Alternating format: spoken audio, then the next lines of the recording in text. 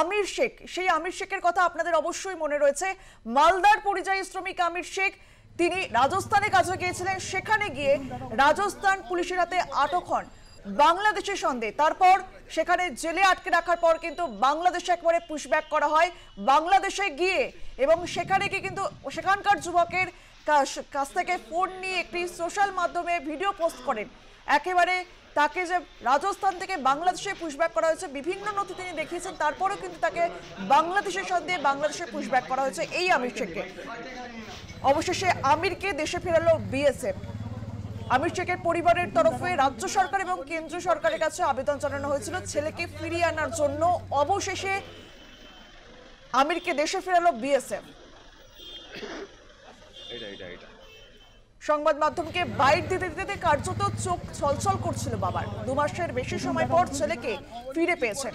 বলা চলে অনেক কাঠখড় পুড়িয়ে আবার ছেলেকে ফিরে পেয়েছেন তিনি। বাংলাদেশের সন্দেহে রাজস্থানে কাজে যাওয়া আমির শেখকে সীমান্তে পাঠিয়েছিল বিএসএফ, এমনটাই অভিযোগ। অবশেষে কলকাতা হাইকোর্টের নির্দেশে তাকে আবার ফিরে পেল পরিবার।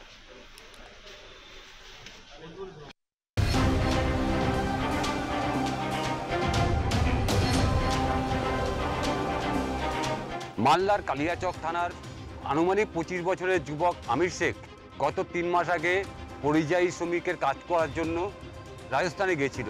সেখানে গাড়ি থেকে নামার সঙ্গে সঙ্গে সেখানকার পুলিশ তাকে আটক করে জিজ্ঞাসাবাদ করে এবং বাংলা ভাষা বলার জন্য তাকে আটক করে। তারপর সেখান থেকে তার বিএসএফ হাতে তুলে দেয়। বিএসএফ তাকে নিয়ে আবার পুলিশের কাছে তুলে দেওয়া হলে 2 মাস সে জেল হেফাজতে থাকে। তারপর সেখান থেকে তাকে দমদম এয়ারপোর্টে নিয়ে আসে, সেখান থেকে পুশব্যাক করে ঘোষাডাঙ্গা সীমান্ত দিয়ে বাংলাদেশে। এবং বাংলাদেশে যখন তাকে ওই পারে নিয়ে যাওয়া হয় সেই সময় জানা যায় যে বিএসএফ জেসিবির গাড়ির কেবিনে বসিয়ে ওপারে তারের কাটার ওপারে ফেলে দেওয়া হয়েছিল, এমনটাই অভিযোগ এসেছিল। তারপর সেই আমির শেখের পরিবার কলকাতার হাইকোর্টে দ্বারস্থ হয়। আইনি প্রক্রিয়ায় আজ ঘোষাডাঙ্গা সীমান্তের যে সীমান্তরক্ষী বাহিনী রয়েছে তাদের হাত দিয়ে সেই আমির শেখকে বসিরহাট পুলিশের হাতে তুলে দেওয়া হয়েছে। এবং মালদা থেকে আমির শেখের পরিবার, তার বাবা জেএম শেখ সহ তার কাকা এবং আত্মীয় স্বজন এবং একজন আইনজীবী, তিনি এসে আজ তাকে এখান থেকে তার বাড়ির উদ্দেশ্যে রওনা দিলেন। খুশি পরিবার। এবং এই আমির শেখ তিনি বলেন যে দীর্ঘ 2 মাস যাবৎ শারীরিক মানসিক টর্চারিং করা হয়েছে তার উপরে, এবং সেটা অমানবিক ব্যাপার একটা। বাংলা ভাষা বলার জন্য তাকে এইভাবে হেনস্থা করা এবং যেভাবে তার উপরে নির্যাতন হয়েছে এটা অমানবিক ঘটনা, এমনটাই জানা যাচ্ছে। রাজস্থান কাজে যাওয়ার পর আমাকে বিএসএফের হাতে তুলে দিয়েছিল। আমাকে 2 মাস জেল খাটতে হলো ওখানে রাজস্থানে। কেন জেল খাটলে? বলছে বাংলাদেশি বলে আমাকে জেলে দিয়েছিল।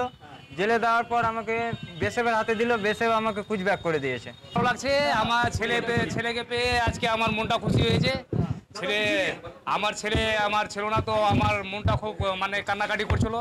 এখন আমার ছেলেকে খুব ভালো পেয়েছি।